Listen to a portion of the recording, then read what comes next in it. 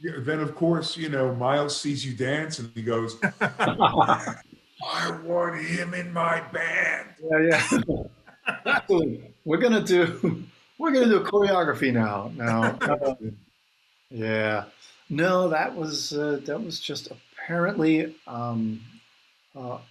apparently. I say this because I don't really know, and there's so much lore in the music industry. Yeah.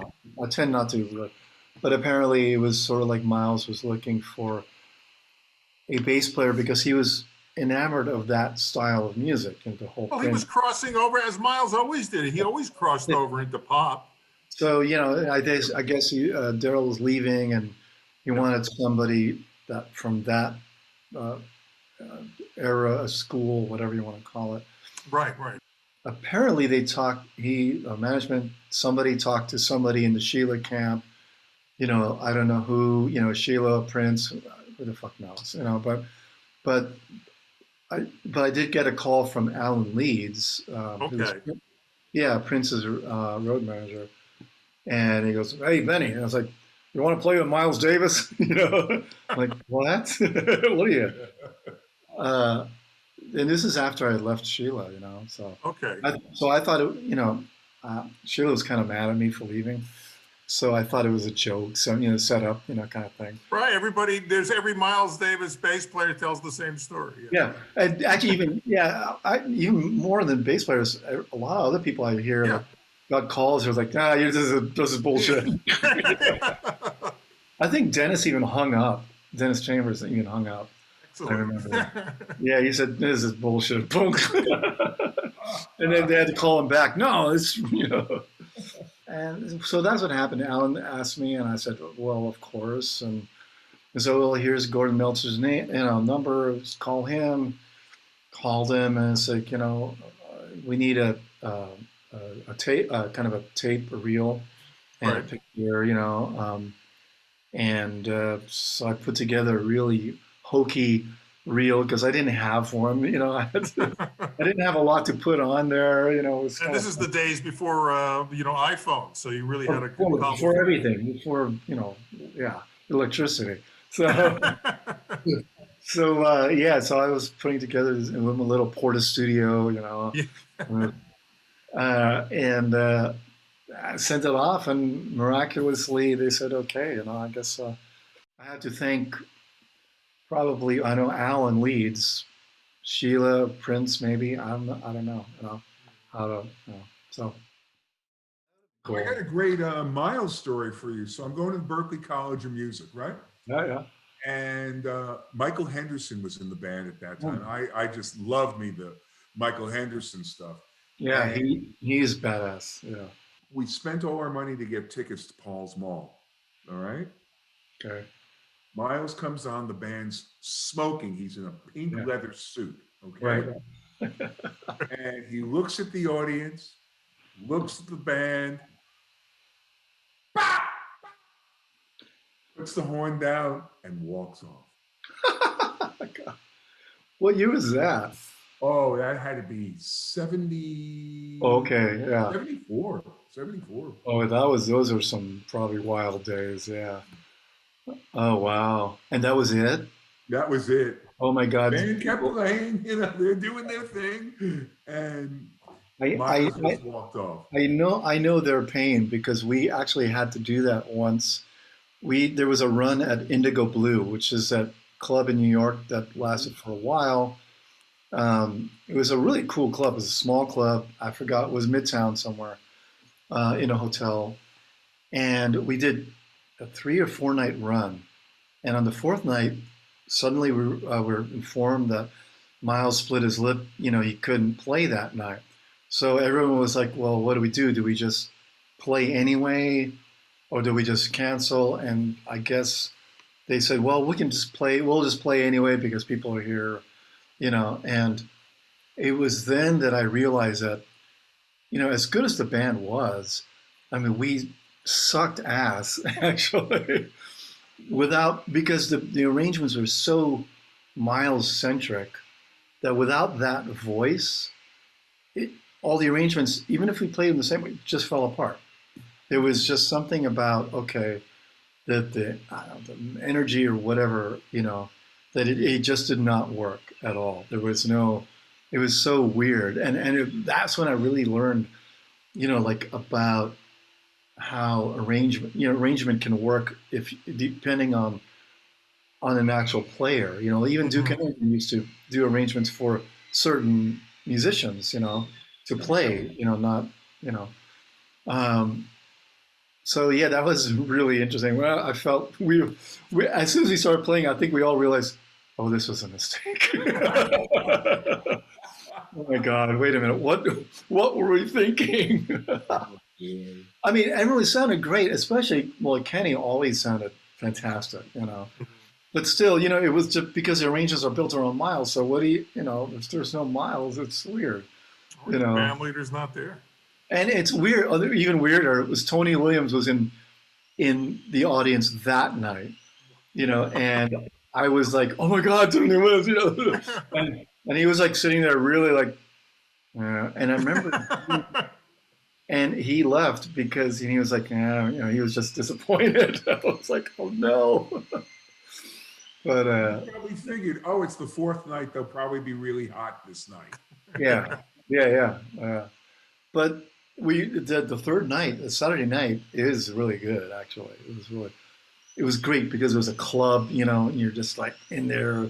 Yeah, I love that that Stringer gigs, except for that night. But I'm sure Miles obviously wanted you to be yourself when he hired you. But you still you think back on all the amazing players. I mean, come on, Dave Holland, Ron Carter, Paul Chambers, Marcus Miller, Darryl, and those guys. Did you ever think to reference them at all when you were doing some of Miles' older material? Like, for example, Sure. I think there's a recording of you on the one of the live compilations albums of In a Silent Way. I think you did. Yeah. Yeah. That Silent Way was sort of like built out of that band. Okay.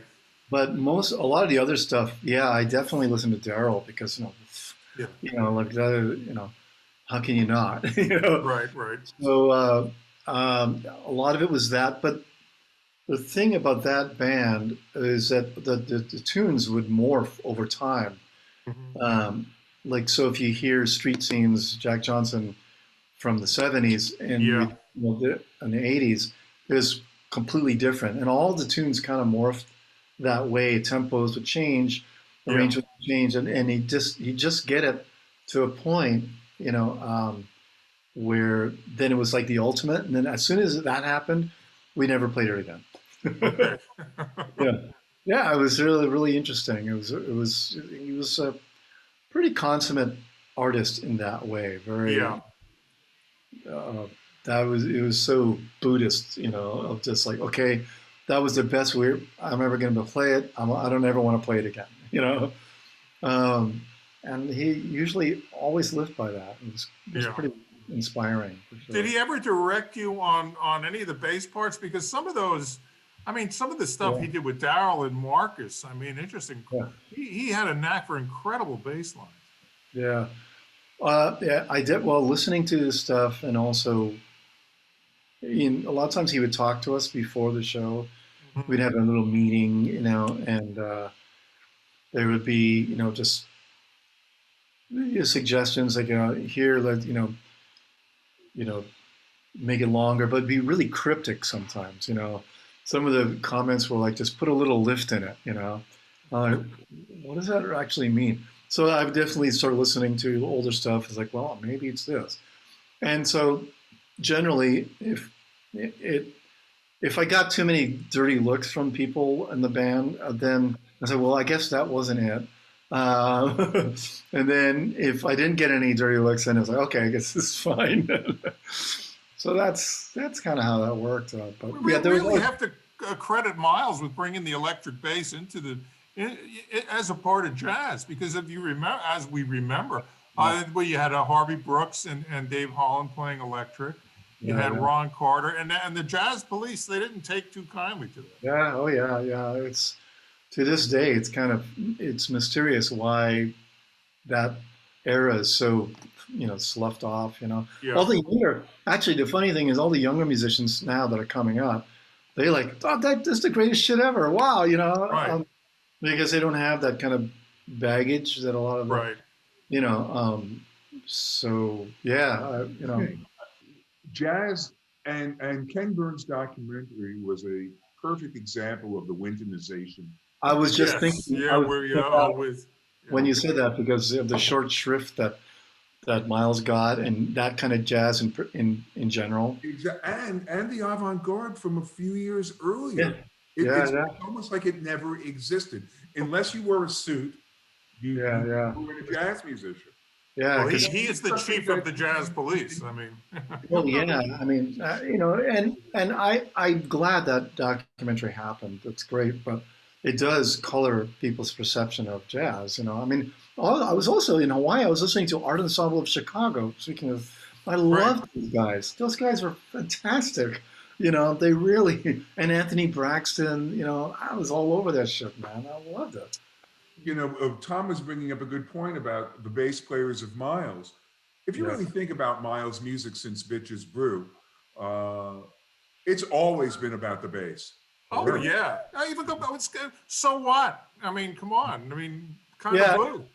yeah, I mean, I know that he's quoted, and several Yeah. actually artists are always quoted as saying they listen to the bass, Yeah. and and it's true. And also the bass in general, in I don't know, 90% of all music ever is it's like the delivery system for everything else that goes on in a song or an album or whatever, because people where the bass is concerned with people moving, right? Right. I mean, it's partially acoustically on a frequency level. A lot of it is below our hearing level. It's feel. So that's why it's actually really kind of an important part, but it's also invisible. But all the all the leaders they rely on the bass all the time, all the time. You know, it's just like like the backbone, as Carlos always called it. It's like the backbone of everything. And that's why I tell students that you can't take this lightly. This is actually, I mean, I do even the Spider-Man thing, like with great power comes great responsibility. It's interesting that the hip hop generation really shed light on that late '60s, early '70s Miles here. Yeah. How many samples do we hear from On the Corner and Big Yeah, Fun and yeah, all that? yeah. Take the record you did with Bob Belden. Oh, Now, Bob, yeah. all right, so I in reviewing some of the stuff that I had not known you had done, I went right to that, and the first song I go to, which is my favorite Miles tune, or Bitches Brew, is Spanish Key. Yeah, yeah. I mean, I think that tune, the original, really set the template for all funk. yeah, You can really go Parliament. That was it. And so I put on this version, and I'm like, I'm waiting for boom, ba-dum, ba-dum, yeah. ba-dum. No, And Belden's great. May he rest in peace. I knew him back then. He oh, was yeah, down yeah. at the China Club with us. It was kind of funny. Wow. Wow. But like I said, it was the first song I went to. It was you guys did such an interesting version of that. It was kind of cool. Yeah, it was the whole India thing, and Yeah. I forgot. I don't know. I'm not sure. I don't remember all of the tunes on that, but I do like the way Jean Pierre came out. That was fun. But all those, you're right. I mean, even that Jean Pierre, boom, Exactly. boom. I mean, it's like one note repeated once. Yeah. And that's it. From that, if you're there, then anything can happen. That was fun. But yeah, I forgot about Spanish Key. Yeah, it was an interesting arrangement. But What do you think about how Panathalassa came out? Oh, yeah. Bill Laswell did a great job with that. Oh stuff. yeah, yeah. Jeez, he's another insane guy. I love him. Yeah, yeah. Jeez. Yeah. But then again, you think, okay, another overview guy. Right. That's just from. And if you listen to his early bass playing, it's so great and but fundamental. But because he had the overview thing, and that led him to do all this insanely cool remixes and all that stuff. Yeah, it's awesome. Yeah. He's from Detroit. What do you expect, Yeah, right? yeah. I mean, seriously, I like the fact that people experiment, and not all experiments are going to work, Right. That's okay, I mean, I think the greats know that, because you have to get through these failures or whatever less than optimal results to get to the really good stuff anyway. So